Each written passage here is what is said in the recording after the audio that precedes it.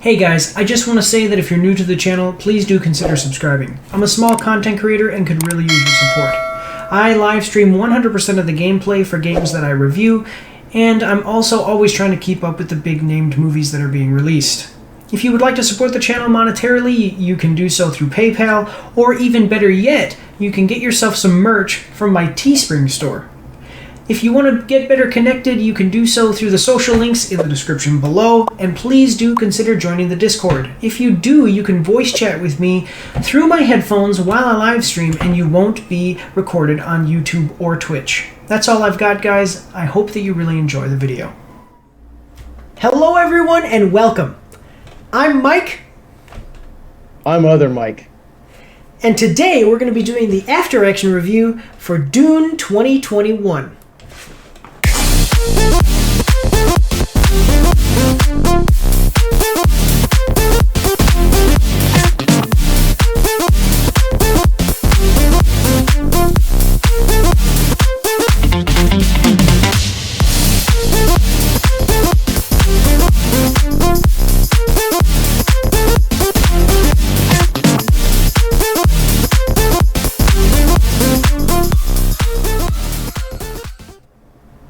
So, as always, everybody, I have my notes, and we are going to jump right into this thing, starting with production. So, there were three production companies behind this movie. Warner Bros., which most recently did Suicide Squad in 2021. Legendary Entertainment, which is known for Interstellar in 2014 and The Dark Knight, all of the Dark Knight movies. And then Villeneuve Films, which is brand new. This is the first movie that Villeneuve Films has done, and that is actually the director's film company, the production company. The movie was written by John Spates, who is actually quite well known for the Doctor Strange movie in 2016, the first one. Denis Villeneuve, who is also the director, and he's kind of... So as far as him actually being a writer, and rather than a director, he's not done so much, but he did a movie called The Incendies in 2010. And then Eric Roth, who did A Star is Born in 2018, and he actually was the writer for Forrest Gump. And then obviously, as I've said multiple times now, the director was Denis Villeneuve, and he also most recently directed Blade Runner 2049 in 2017. So we kind of have a all-star team coming together here to make this movie, and it's interesting because this is, for people who don't know, if you haven't seen the original Dune came out in the 80s? 84. Okay, it came out in 84, and 86, I'm not sure. It came out in the 80s. Yeah, it came out in the 80s. And it was David Lynch was the director, and he did, David Lynch is a big name in Hollywood. And so this was kind of like a big deal thing coming together, and we got some really good people coming together on this. While you look that up, I'll go over the plot summary, okay, Mike? 1984, I got it already. Okay, 1984, yeah. So it came out in 1984. So this was... And I was alive when that was written, so... you went and saw it in theaters, right? I saw it in theaters. It was very long. I remember that, but yes. I was actually 20 years old when that happened. Oh wow! Okay, we don't have to talk about how long ago. Don't worry about doing the math on that. So don't bring up my age. I just know I'm old. Okay, so the plot summary, kind of moving along into the plot here. Spoiler-free plot summary. Okay, this is from IMDb. A mythic and emotionally charged hero's journey, Dune tells the story of Paul Atreides, a brilliant and gifted young man born into a great destiny beyond his understanding, must travel to the most dangerous planet in the universe to ensure the future of his family and his people.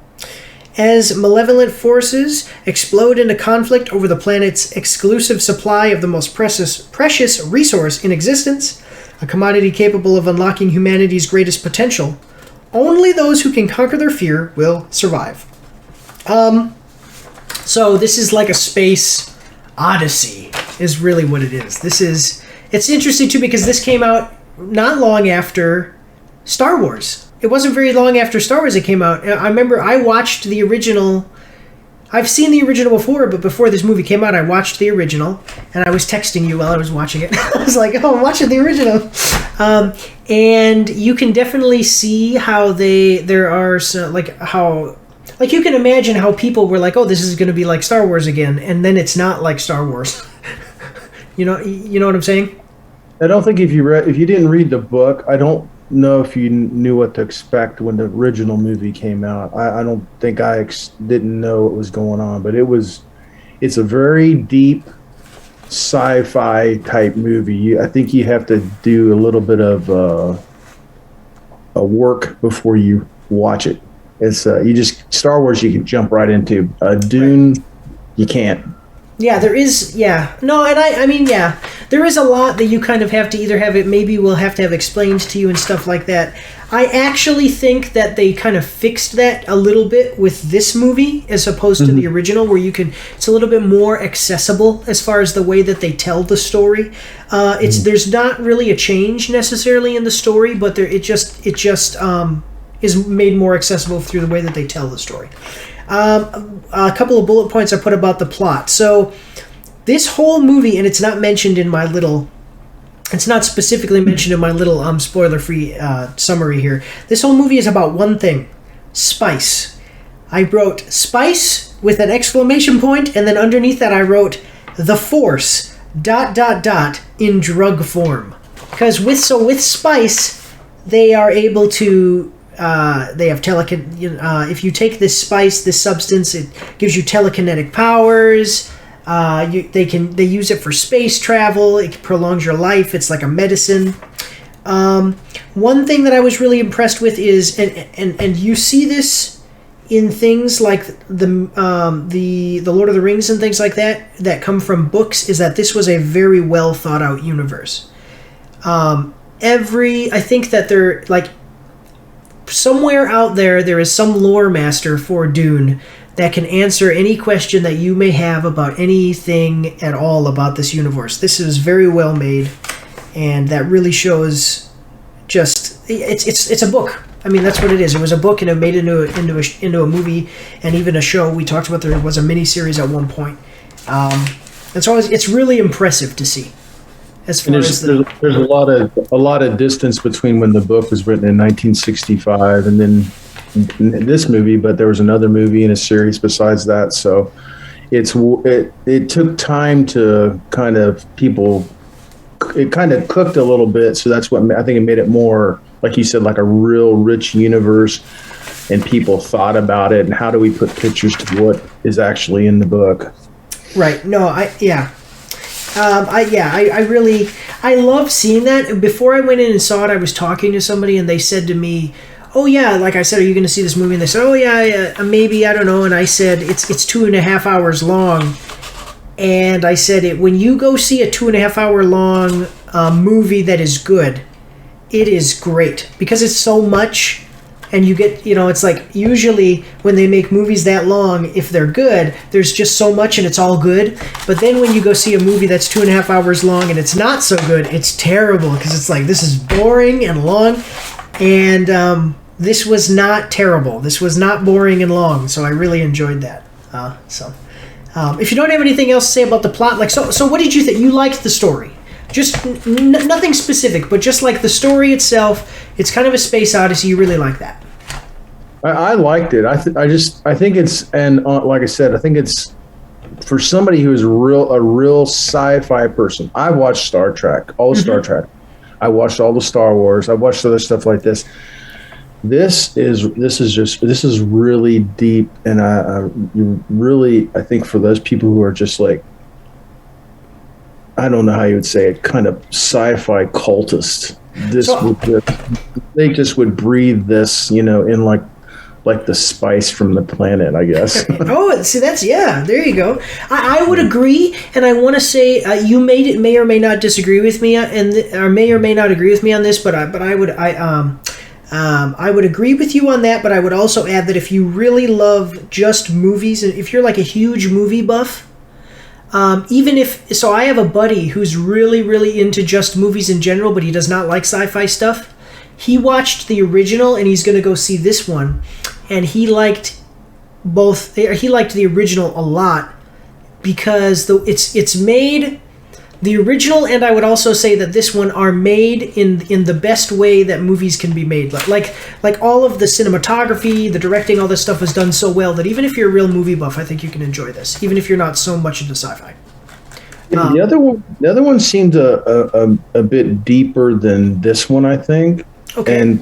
And just a side note, the other one actually had the singer Sting as one of the characters in it, right. which I thought was pretty cool.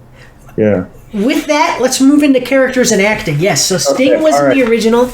It would have been cool to see him have a cameo in this one. Yeah. But so moving on. Well, so moving on to, that would have been cool. Moving on to characters and acting. So we have Paul Atreides. So this is the story. Main protagonist is Paul Atreides. You may not know him. He's kind of a smaller time actor. He's kind of an emerging actor, I would say. So he's played by Timothy. His name is Timothy Chalamet. Chalamet. I'm going to go with Chalamet. Is it French? I was wondering. Yes. It may be Shem. I don't know. Chalamet. It's Timothy. Let's call him Tim. Yeah. Okay. So Timothy, he was from the movie. He was in the movie King in 2019, which you can see on Netflix. He was also in a 2017 movie that was, I think it was kind of his breakout role, called Call Me by Your Name. And the thing about his character is that he has a lot of what you. So almost everything that you're going to see is from his perspective, except for a few things. You're going to see in the original movie, one thing that I'll note here is in the original movie, they had a lot of inner monologue. So you would see the actor and it would like show their face or show them doing something, and then you would hear their thoughts. Here you don't have that, but what you do have is Paul Atreides. He has the dreams. You get a lot of dreams and kind of visions of what's going on. And that's interesting. And I like those because it kind of shows you.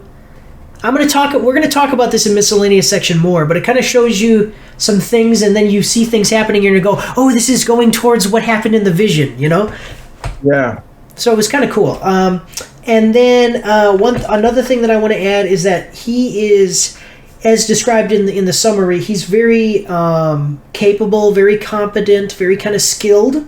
And one way that one of the big things that we've seen in a lot of, so we had Star Wars came out, and there was a problem with the character of Rey, because Rey kind of came from nothing, but she's just super powerful. You have this new character, Paul Atreides. People, like I say, new for people who haven't seen the first one, but you don't get much time with him, and he's always just kind of shown as being very skilled and competent and things like that. Right.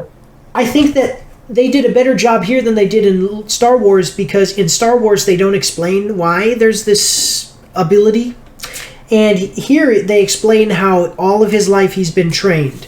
All the time they refer to his training and to some other things that may explain why he has some of the abilities he has. And I think that they did a good job, because I don't like it when they fall into the trope of, why is this guy so powerful? Why is this guy able to do this?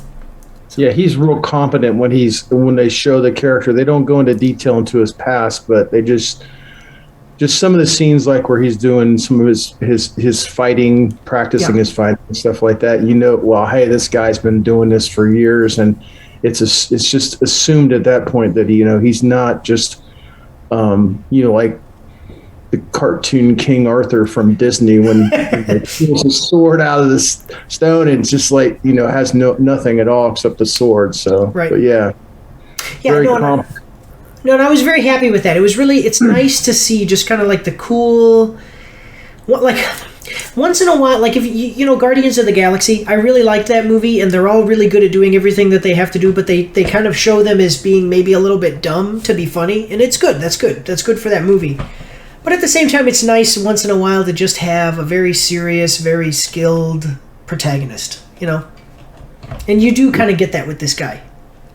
They have a little bit of humor. He has a little bit of humor, but it's just a little bit of a nice side to him. But he's serious and focused on what he's going to do and where he's going to go and what responsibilities he has. So yeah, I think And then, okay, let me see. So, Also, he played a great role in Little Women. I just wanted to know. I remember that from Little Women, the most recent one. I haven't seen that, but he's he's a really good actor. So he's diverse. He's not just like sci-fi. He can play multiple roles in different types of movies, genre. So yeah, no, I do like him. Okay, so moving on, another really great actress here. We have Rebecca Ferguson, who plays Lady Jessica Atreides. She's not the Duke's wife. It explains it in the first one, and it's in the book. She's actually his concubine. They do explain in the so this is Paul's mother, but she is not married to Paul's father. She's like a concubine. And it's not really a spoiler because they do talk about it in the movie, but just so everybody understands, she's not like a queen or anything. But anyway, so she's played by Rebecca Ferguson. She's from the Mission Impossible movie Rogue Nation. That's the first movie I saw her in. She also does a really great job in the movie Dr. Sleep, if you've ever seen that in 2019. Have you seen that? I have not seen that, but I've noticed that I think she's been in a couple of the Mission Impossibles. Yeah. Even the new one coming out, I think she is in that one too.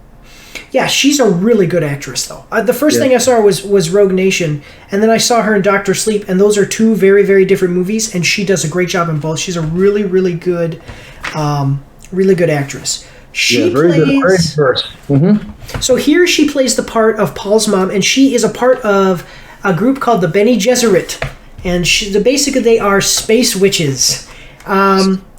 They are a group of women that kind of work in the shadows to try to manipulate for the better. It's not like an evil organization, but for the better, they manipulate politics and the great powers that be. Right. And so just so you guys understand what kind of movie you're getting here, space witches, shadow politics, space. Basically their whole objective, and they kind of touch on it and you'll hear it, but this is one of those movies you have to pay attention to because they'll touch on something and then you won't hear it again for a while, but it's still very important. They basically talk about how what their objective is to, through eugenics, breeding, like pairing of certain people through the great houses, they are trying to breed a super being who will have like superpowers, basically. Right. And yeah, so they just touch on it for a minute and then we kind of move forward. As the other movies come out, we're going to, I would love to have you back. We'll do the reviews of the next part 1 and part 2 because they just announced that part 2 is happening. We'll do part 2. If they do a part 3, we can come back and do both. As we get into, we might talk more about that super being later on. But just for now, go on. 3 seems to be a number that he used, like when they do series like this, like Star Wars. It comes in 3s. And I would love to have 3 of these instead of 2. I think that this movie series, this could be a 3-part series, and it would be much better than just having. I think so too. Where it stopped at, I was like, oh wow, I think there's a lot more left to this. From remembering the old one, which did the whole thing. So just know that the space witches, they're trying to breed a super being, and then when you see that and kind of what happens in the movie, you'll kind of have a good idea of what's going on. So then we have Duncan Idaho, played by Jason Momoa. He's known from Aquaman in 2018. He has a much larger role in this than in the original. In the original, his character plays a kind of a small role. You kind of see him in one scene, and then you see him in another scene, and then you don't see him again. And here, it's like he's a big chunk of the movie, and I think that they made a good choice with that, and I think that he was perfectly cast. Yeah, his as being his fighting skills in the movie are just. I mean, it's really well done. Some of the scenes where he's fighting. He's a good actor besides that, but he's a real good action hero. Being Aquaman and stuff like that, and he can be scary. Like Jason Momoa can be scary. I think I'd be scared if he came with a couple swords to my front door. I mean, yeah. So yeah, without getting into spoilers, that's all we can say about his character. You'll have to see what's going on with him. But Duke Leto Atreides, Paul's father, is played by Oscar Isaac. He was in the movie Ex Machina in 2014. He played Poe Dameron in the Star Wars sequels 7, 8, and 9. Okay. Yep. Right. I forgot about that. Yep. Yeah, I know. Those Star Wars movies that nobody wants to remember. I think that they did a really good job. So in the original, you don't get so much of a father-son relationship. You do get Paul, the main character, saying to his father, "I want you to be proud of me." But here you really get some really good character moments between father-son, and it kind of shows you how... It gives you some of that motivation, some of that character moments with Paul, the main character. I think they did a really good job with these two here. I would say that, one thing that you're going to see here is almost everything that we're going to talk about, I would say, is done better in the second. I really do. Like, everything I'm going to say is going to be like, I think they did a good job doing this because they improved upon the second. And I'll explain that a little bit in the miscellaneous section as to how I think that happened. But, I think that they did a good job here, and the casting was done really well as well. So. He plays a good role as the king and dealing with his son as he's grooming him to be the king at some point. The Duke, but yeah. The Duke, I'm sorry. Yeah. The Duke, yeah. You see, I think they emphasize that more than maybe like a tenderness between a father and son. Yeah. But, which is always great to see, because you don't see that enough in movies. You really don't. And that kind of sucks, but you do. It is nice to see it here. One thing that is great is that because his father's a duke, that's where you kind of get that political intrigue. There's like the betrayal, the power structure that's going on all the time within the government. And through, I would say, he's so integral. He doesn't play a huge role in the original movie.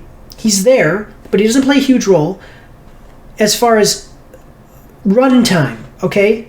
And things that you actually see him do, but he's very integral to the story because of the power structure and the political situation going on, and everything comes from the fact that he's a duke, basically.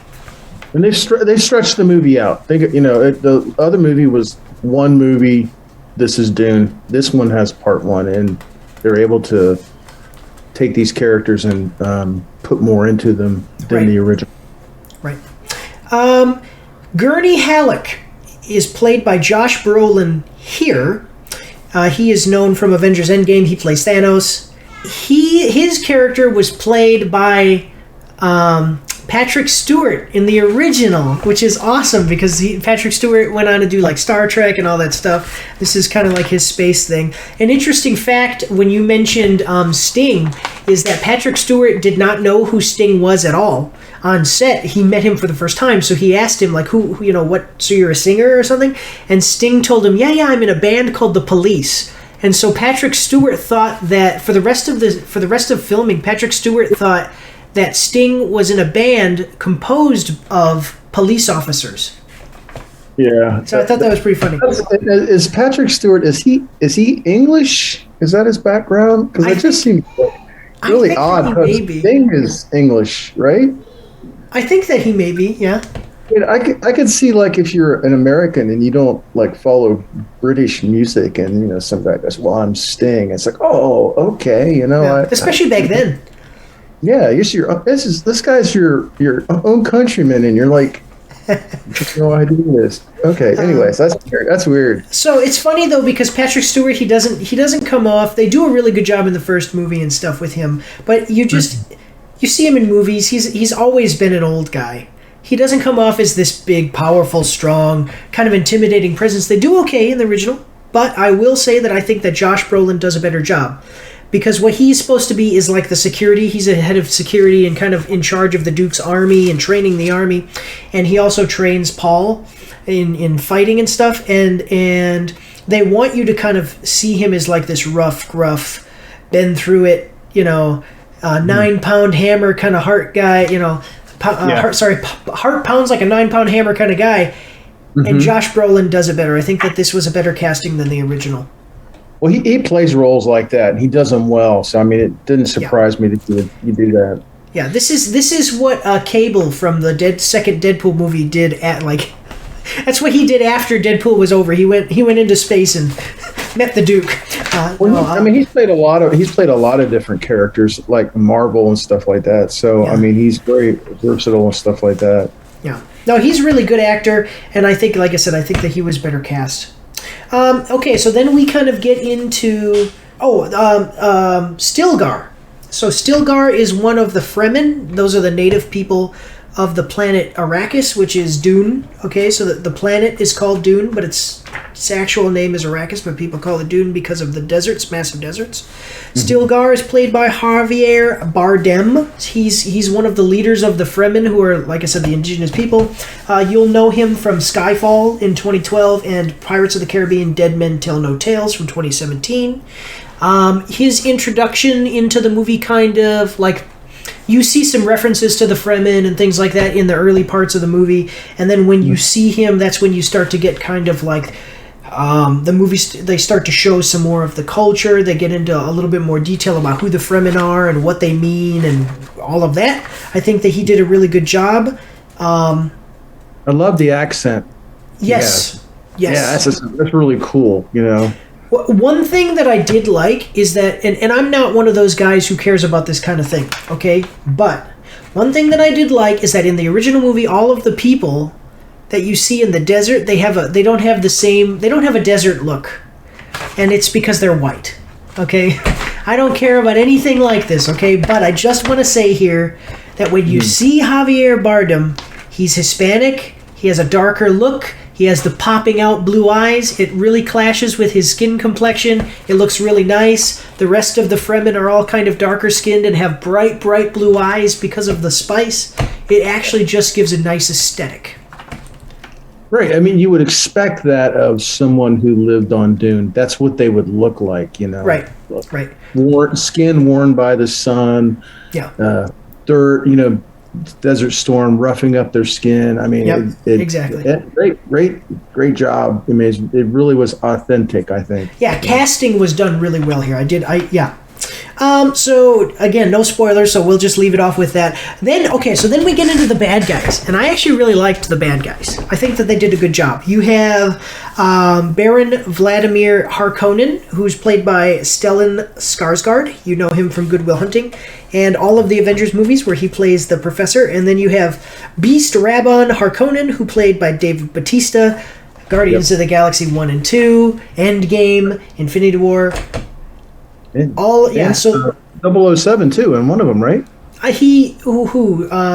Skarsgård or Dave Bautista? Batista. Oh, I don't know. Maybe he did. I haven't seen. He was the bad guy. I can't think of which one it was, but he was one of the bad guys. He was a great bad guy in that movie too. Oh, okay. I know that Javier Bardem was. Yeah, they both play really good bad guys. I mean, yeah. One thing that I do want to say is that I think that they do a really good aesthetic. So, in the original, you see the Harkonnen Baron guy, the leader of the Harkonnens. These are the evil guys. One of the big things that they did with him is they had him look all messed up, like his face was kind of sick, like he had a little bit of Elephant Man going on there on the side of his face, kind of like a big old growth. Yeah. That was good. I like that. That was well done. So here they don't have that, but it was all part of kind of the aesthetic to make him kind of look evil and ugly and all that. Here, Stellan Skarsgård wears like a fat suit, and he looks, and then with the way that they present him in the clothes he wears, the way he talks. Every time that you see him, he's in like a dark room. All of the technology stuff that you see, it's all very dark. And the best way that I could describe it almost is like what literally would be, these are space Nazis. I mean, that's what I literally thought. I was like, this is like space Nazi architecture and everything. Like if you didn't know, if you were a person who was even friendly with the Harkonnens and you never met them, but maybe you were like on good terms with them or whatever, and then you went to the planet, you would be scared anyway. Even if you knew you weren't in danger, you'd be like, wow, You guys kind of know how to decorate. Especially when he's floating towards you, you know. Yes. Yeah, I love it. Oh, go on. That good rich blimp coming towards you in black and kind of scared.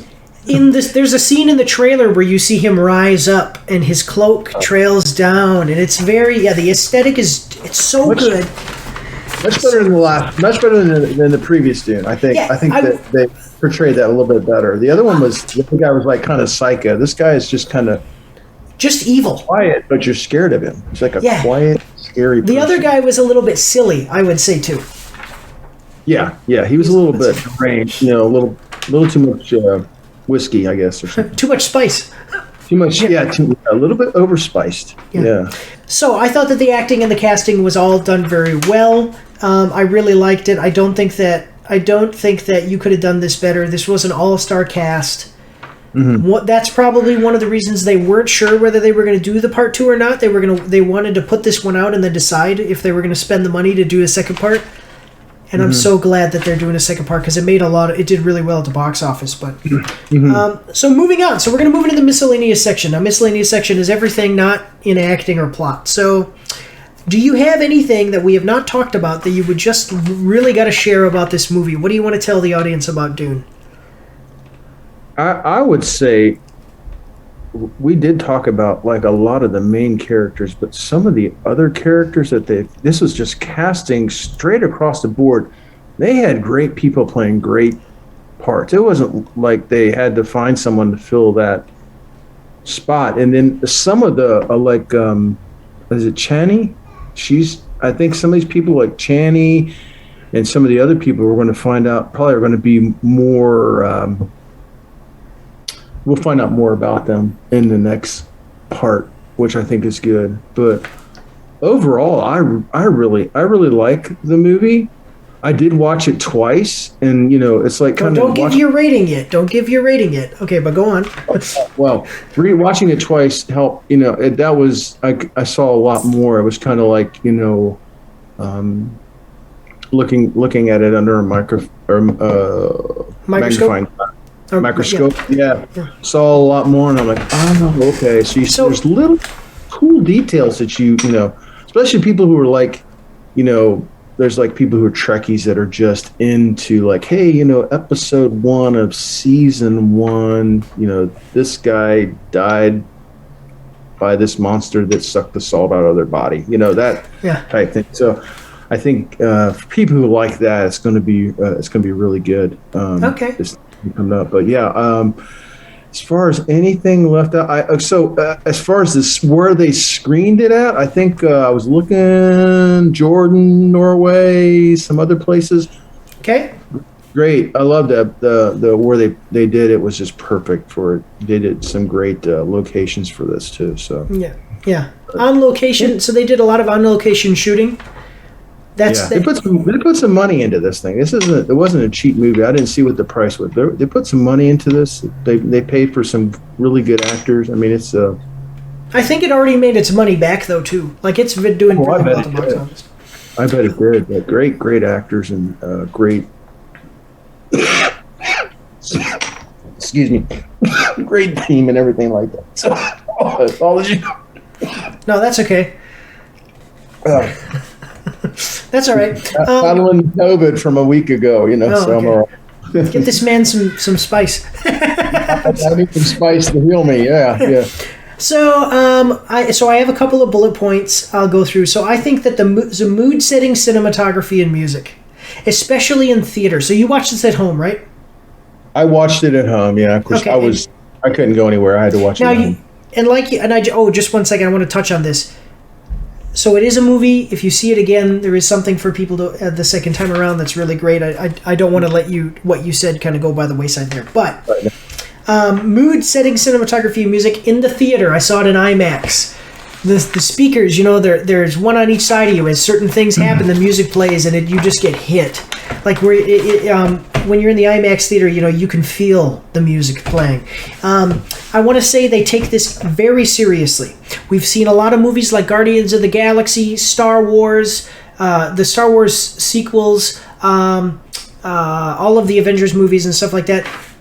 We go into space, it's a pretty serious thing. It's the fate of the universe, and they tell jokes. Nothing wrong with it. It's very entertaining and all very. But if you want to see a very serious movie, there is some humor that's natural and stuff like that. But if you were like, they take this very seriously, and it's just, you can kind of feel that, and it gives it everything has a little bit of weight because of that. They have it's a grand spectacle.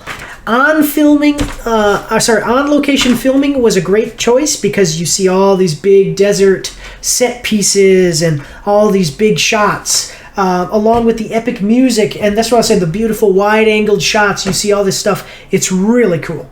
It is so cool to see all this stuff worked out. And if you actually look just below me, you can see. You can't see it, but just below me, for the viewers, you see the picture with the cast and everything, and that big wide-angle shot. That's just sights like that are what you need to expect going into this movie. Everything looks great. That's my second bullet point. I think that the technology looks great. Practical effects and CGI are done really well. I really love that they did practical effects. I'm getting sick and tired of CGI. The ships are huge. Like, you imagine when you walk up to some of these ships that you see them flying around in, and you look up and it's like a skyscraper, and the costume design was really great. Everything looked really great, and it makes it really epic. So I did like that. Because of the way that the story is told, they kind of slow it down just a little bit. They break it into multiple parts. So this will be part one of 2, maybe 3. They're thinking that they want to do 3, is what I've understood, that they want to do 3. I think that was genius. It allows for basically slower storytelling and gives things more gravity. And because of that, one thing that I said about the original is that although the storytelling was good and you kind of can get everything if you're paying attention, like, they're moving. They're really moving. Here you were able to slow down, get a little bit more character moments. I thought that was really great. Although I did say there is no inner monologue, which just goes to show that even without the inner monologue, they were able to make sure that you kind of got everything that's going on. And even with it being a little slower, I do want to say that I was still kind of on a roller coaster. I was on edge for a lot of this movie, especially with a lot of the intrigue. Like, you hear characters talk and you're thinking, I know what that means. I know that, it's a trap, or, this guy's going to do this, and, and you kind of you're like, ooh. And because of the pace and everything, there is that good immersion. As far as knowing the lore, too, they kind of explain everything to you so you feel comfortable. They make it much more accessible than the first. I do want to say, though, they did really stay true to the original. It's not a shot-for-shot remake because they did add a lot of things and they did a couple of things differently, but they even reused lines, which I liked. For instance, the one that popped out to me immediately is "the slow blade penetrates the shield." I liked that. And they use a bunch of lines like that. They even use familiar shots. There are some parts, so while the movie as a whole is not a shot-for-shot remake, there are scenes that are just shot-for-shot remakes, done very well, though. So it's its own thing, but at the same time, you could play both movies right next to each other in some parts, some scenes, and go, oh yeah, see, they stayed true. All of the differences that they do are mostly small things, but that they don't change the purpose of the movie. They kind of fulfill the original. Right. And I think that there are a lot of surprises for fans of the original, in a good way. So this is not like a movie where, if I've seen the original, I don't need to see this one. I would say that if you've seen the original and you liked it, you need to see this one. So. I was just looking at they had a miniseries that came out on Sci-Fi. Okay. And it was a 3-part series that was 4.5 hours. Like the whole thing was 4.5 hours? Yeah, three series, 4.5 hours. It'd be interesting to see how they spread that one out. I have not. I think I've seen that, but I've seen parts of it. Yeah. I'll have to check it out. We'll have to talk about it one of these times. Right. But I think it's a great movie. I really would encourage people to go see it. I was going to say, give us your final statement and review score. Go ahead. So what's the scale? I'll have to ask that. Okay. Oh, yeah. So Mike's After Action Reviews, and also this is for the audience as well. This is the first time we've had other Mike on. We do not use numbers. We use 5. So I have a 5-point scale. So you have bad, below average, average, above average, and excellent. Excellent. So, excellent is like go home and rethink what you know about cinema. Bad is like really, really bad, and then it can also be like bad where it's good. But okay, so I'll be honest with you, is that I liked the movie. It was a great movie. I would say for me it's above average. Okay. On the verge of almost being excellent, but I think a lot of it has to do with me. I love sci-fi, but there's just a point where I just it's too much. It tests the edges of my liking sci-fi. Okay. You know, I mean, I don't read sci-fi books or anything like that, but I like watching, like you said, Star Wars and Star Trek, Galaxy, you know, the Guardians of the Galaxy, things like that are just. I don't even know if that's sky. Yeah, sci-fi. I mean, it's space, you know. Kind of sci-fi. Sci-fi, fantasy, yeah. Yeah, those things are. So I give it above average, but it was good. And I like the fact that they stretched it out.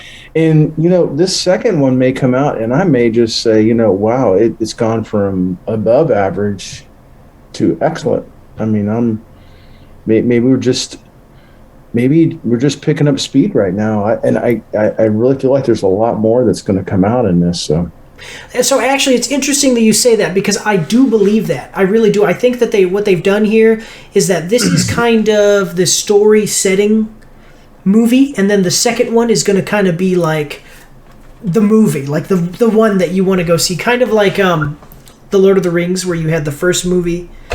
And the first movie was like, at the end of it, it was really good. But in the beginning, it was kind of slow and introducing characters. And then the second movie, you have Helm's Deep. You know, I mean, find me a movie battle better than Helm's Deep. Yeah, I mean, Lord of the Rings, you're right. It does pick, if it picks up like Lord of the Rings, then it's going to be good. Yeah. The only problem I had with Lord of the Rings is that they had like a gazillion endings at the end of it. I'm like, when is this over? I don't know if it's over yet or not. I was like, oh, it's over. Oh, wait, another ending. You know, that's what Hollywood did before they put in after credit. Credit like scenes. Multiple. I don't see that with Dune, but Dune, I think it really. They got a great director who's done great films. They got great actors. They got great locations. I mean. In budget, In budget, yeah.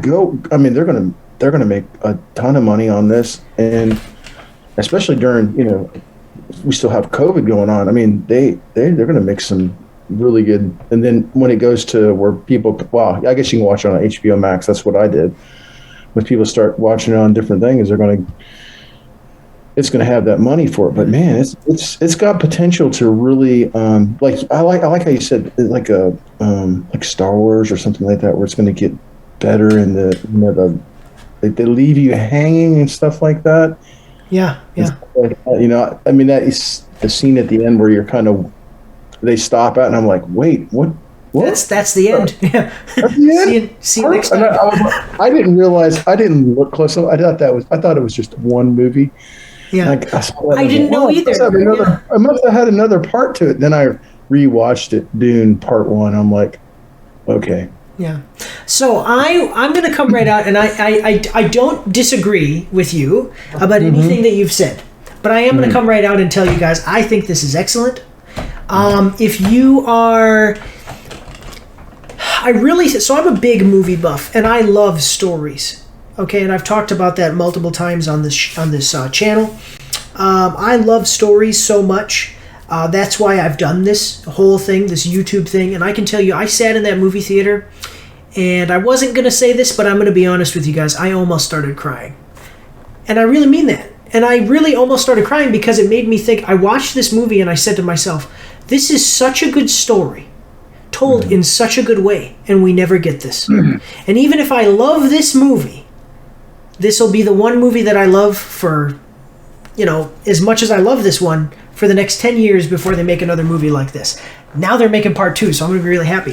But they just don't do it this way anymore. They don't do practical effects. They don't bring in the good writing. It's all, a lot of the times, it's that they have to have some political ideology in there. There's none of that in here, and I really love that. Just tell me a good story and tell it in a good way, and they did that.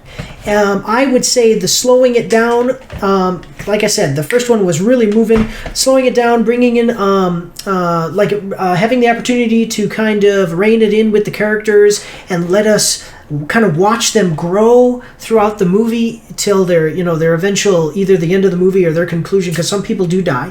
I thought that was a really excellent thing that they did. As far as an improvement on the first, I think that this, like I said, was just kind of setting it up for the next one, and then maybe a third one. It's one of those things, like the cinematography and the way that the direction happened. Like you can tell the directing was really good. The cinematography and those, like I said, big wide-angle shots, the music and everything, it just kind of washed over me as I was experiencing this. I would say that this is a movie. It's a great movie. Okay, it's excellent. It's a great story being told in an excellent way, and it's an experience to be had, and I would highly, especially in theaters, I would highly recommend that if you have not gone and seen this movie in theaters yet, go see it. And yes. I know that you say above average on Edge, and that's fine, we can have a disparity, but I would definitely say, so excellent, so you have it, here you have it. At Mike's After Action Reviews, it's either between an high above average, almost excellent, and excellent, so definitely recommend go see this one. Definitely. But that's all we've got today. I want to thank you all for watching and just say God bless you all and have a good day.